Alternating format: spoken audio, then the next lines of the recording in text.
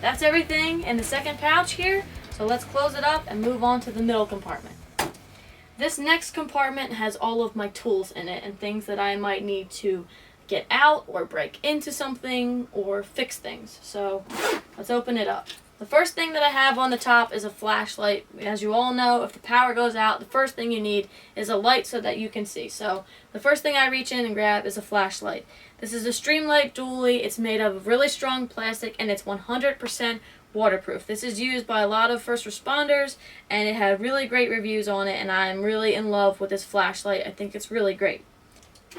Then we've got a regular 16-ounce hammer here. And then this little bag. So this bag is my tool bag. This is where I keep the majority of my tools. It's got a small little double clip here for like gloves or other types of things. It's got a really nice handle on it. The reason I chose a pouch instead of just loosely having my tools in here is because I wanted this to be portable. Same thing with the first aid kit. I wanted this to be able to be taken out of the bag, has all the contents and tools and items that I might need in it, and take it and go take care of, say, a water leak or, say, a short-circuited wire or whatever the situation is. I didn't want to have to dig through my bag. I wanted something that I could pull out, open up, and find all of my tools in there. So, I've got a couple pairs of gloves. I've got these mechanic-style gloves. I also have these thinner, kind of gardening-style gloves. That way I can feel a little bit more with my hands. I've got a nice roll of electrical tape here. I got this 6-inch adjustable wrench here.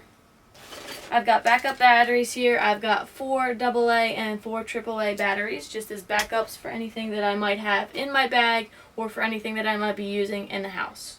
I also have this small little Petzl E-light. This is a headlamp. It's really small.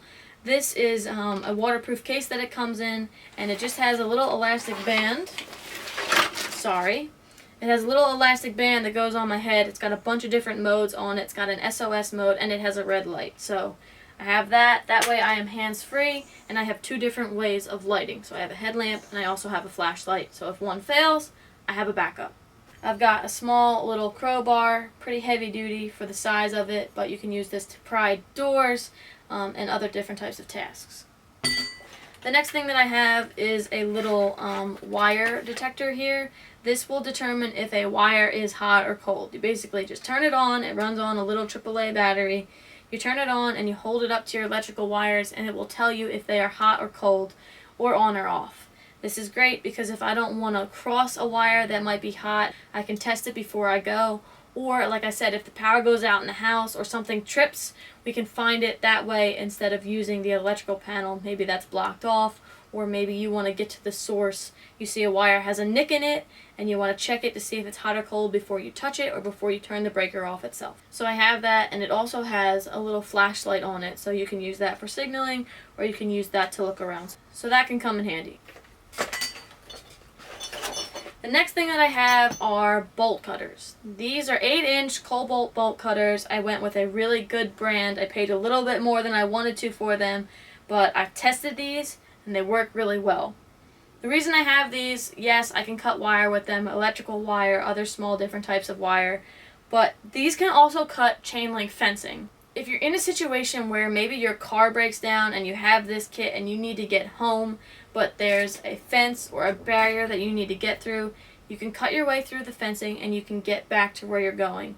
Or if there's a water source or a shelter source, but there's a big giant fence in your way, maybe you can't climb it, maybe you're injured and you can't get up it, you can use these to cut through that fencing, pull it through, and then get to where you need to go.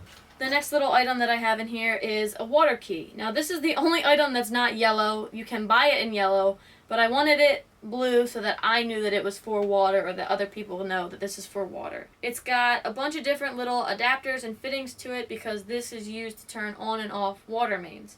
If you have a pipe that bursts, you can turn it off so that way everything stops flowing and you're not making things worse. Or you can use this to turn water on if you're trying to find water because you need it.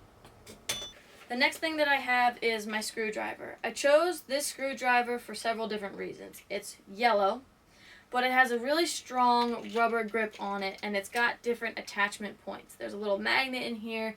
You could put a little socket wrench on here if you wanted. but it's got a bunch of different tips in it already, and they're all stored in the handle of the screwdriver. So if I don't want this small screwdriver here, and I want this square end, or this hex end, excuse me, I can push it through and it comes out, and then I've got a different attachment and I can use that. I'm not going to lose these pieces because they're stored in the handle of the screwdriver itself. It's not an extra piece of rubber that holds these really small bits. It's a big piece right here. It's about 3 inches long, and they just pop in like this. Boom, that piece is stored. You pull this one out and now you've got that. So that's why I chose this. It's got a lot of good reviews on it and it's very durable. The last couple items. I have a folding pruning saw here. This is just a 8-inch pruning saw. Can use it to cut firewood. You can use it to cut up wood furniture. Maybe a limb has fallen and it's putting pressure on something. You might be able to relieve it by using this. The last two things we have in here are some signaling devices. I've got some glow sticks here, a 4-pack of 6-inch glow sticks and a single pack of a 10-inch glow stick. So this one's pretty big, this one's a little bit smaller. You can use these as kind of like night lights at night if you don't want to waste your flashlight but you want something to glow.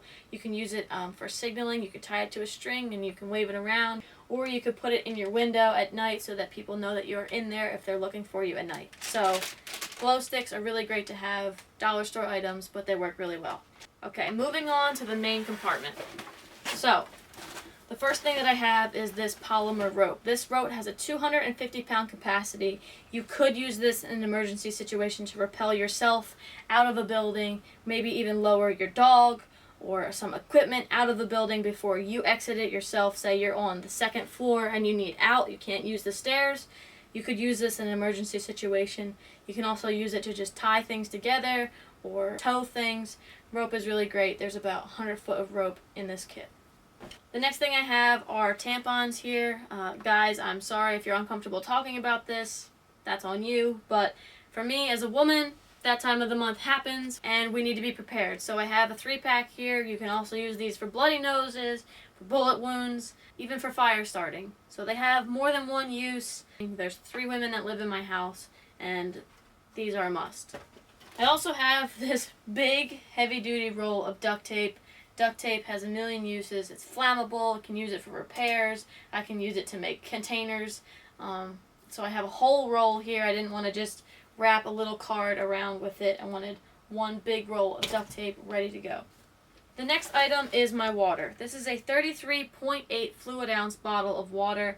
I chose this because of the volume of water. I also chose it because of the profile. It's tall, it's slender, it doesn't stick out too much, it fits very nicely in the pack, and I could ration this off for 3 days to keep myself alive. And I can also use the water bottle to recollect sanitized water and use that for cooking, for cleaning, for drinking, and all of those things.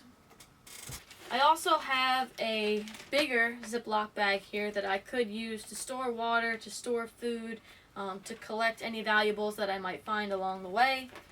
Have that. I have a 2-person survival blanket. This is an SOL survival blanket. It's very durable. It weighs 3.2 ounces and it is a 60 by 96 inch blanket or tarp. You can use it in different configurations. You can use it for shelter. You can use it to reflect body heat back onto you. You can also use it for signaling.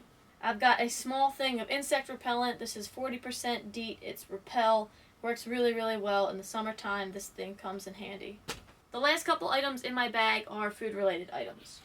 The first thing is this solid, well-made can opener. It's got a bottle opener on the top. It's got a good little pry here, pry bar here. It also has these little, I guess you would call it a beak or points on the front so that you could pop the air seal on them. And again, it just has the standard can opener knob. Clamp it down. The reason that I have this is because not every can that you've come across has a pull top. You might need something like this. I might not want to ruin my knife. Doesn't weigh much in my bag, but could come in handy. We have a lot of extra canned goods in my house for situations like that. The next 2 items here are some food. So I've got a small packet of peanut butter crackers, a little bit of protein in there, a little bit of salt. And then I've got this kind of homemade MRE here in a Ziploc bag so that it's protected. I've got 2 packets of tuna, a 15-gram lemon pepper tuna, and a 16-gram lightly salted. These are each one meal in themselves, so you've got 2 full meals here, a single and a single. Then I've got just a regular packet of ramen here as my main course, as you could say. Last 2 items in here are my cook set. So this is my cook pot. It's a Stanley stainless steel 20-ounce cook pot. Folds out like this, so you've got a nice handle on it, a nice stainless steel lid, and instead of the cups and bowls that were in here, I replaced it with food. I have 2 drink packets here, an electrolyte replenisher fruit punch packet, and another electrolyte replenishing lemonade packet here. So I've got some sugar, electrolytes that I can replenish back into my system. I've got 2 small packets of oatmeal. Like I said, 24 to 72 hour bag. I've got a good amount of meals right there ready to go for myself. The last thing in this cook set is going to be my fuel canister. This is a fuel canister by Jetboil. It's a 3.53 ounce or 100 gram fuel canister. And then the cook set that goes with that, or cooktop, excuse me, this folds out. It's all metal. It screws onto this. I'll show you guys. Screws onto here, just like so. It's got a rubber seal. You turn this, you hear the fuel. Turn this on, spark it, and you've got fire. You can adjust it like so. You put your pot right on top like this. You can cook your water and food. The reason why I have this is because, say the power does go out or the fuel lines are damaged, I have a way to cook and boil water. I don't have to rely on my stove itself. So this is just a really great piece of kit to have for that situation. Okay guys, that's it for today's video. That's everything that's in my 24 to 72 hour go bag. I hope you guys liked it. I hope you guys learned something. If there's anything you think that I might have missed, please let me know in the comments below. And as always, thank you guys for watching, and I'll see you in the next video.